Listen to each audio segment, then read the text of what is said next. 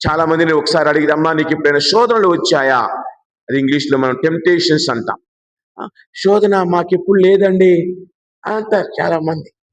శోధన అది ఎలాగుండిద్దండి? అదే అదేనమ్మా, మీరు డిమార్ట్కి వెళ్ళారు, నువ్వు మీ ఆయన ఏదో కొనటానికి, ఆ కొన్నదాన్ని తప్పక మిగతాన్ని కొనటమే శోధన. అది తప్పక ఏది కొంటాం? దానికి ఏ మార్ట్కి వెళ్ళాం, ఇక్కడ మన దగ్గరలో ఉన్న ఏ మార్ట్కి వెళ్తే మనకి ఏది కొనాలని వెళ్తామో అది కొనం. అదేమంటే, నేను అనుకున్నది కాదు ఇది, నేను అనుకున్న ప్రోడక్ట్ కాదు ఇది, నేను అనుకున్న కంపెనీ కాదు ఇది, నేను అనుకున్నది కాదు ఇది అని అది తప్పక ఒక 5,000కి వేరే బిల్లు వచ్చేసింది అక్కడ.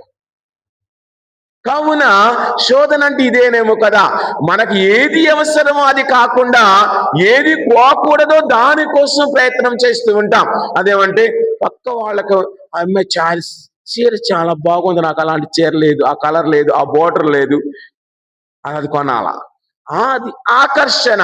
చూడగానే అదంటారు కదా, కళ్ళు చూడగానే అలాగెళ్ళిపోతాయి అలాగా కదా, ఆకర్షణ. అది చిన్నదైనా కావచ్చు, పెద్దదైనా కావచ్చు.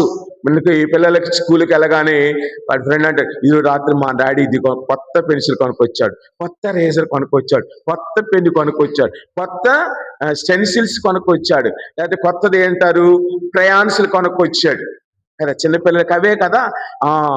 కొత్త డ్రాయింగ్ బుక్ రంగులు వేసుకోవటానికి కొనుక్కొచ్చాను చూపెట్టగానే, అరే అది నాకు ఇస్తావరా అంటాడు. వీడు బయటికి వెళ్ళి ఒక పేజీ అయినా చింపేస్తారు ఎవడో ఒకడు సహజంగా. ఇంకో పేరెంట్స్ వచ్చేస్తారు, ఏ స్కూల్ ఇది, ఇలాగ చేస్తారంటే మీ పిల్లలకు మంచి చెడు చెప్పడం చేత కాదా అని ప్రిన్సిపల్ మీద, టీచర్ల మీద ఇంకా ఆ రోజంతా పీస్ ఆఫ్ మైండ్ అనేది ఉండదు.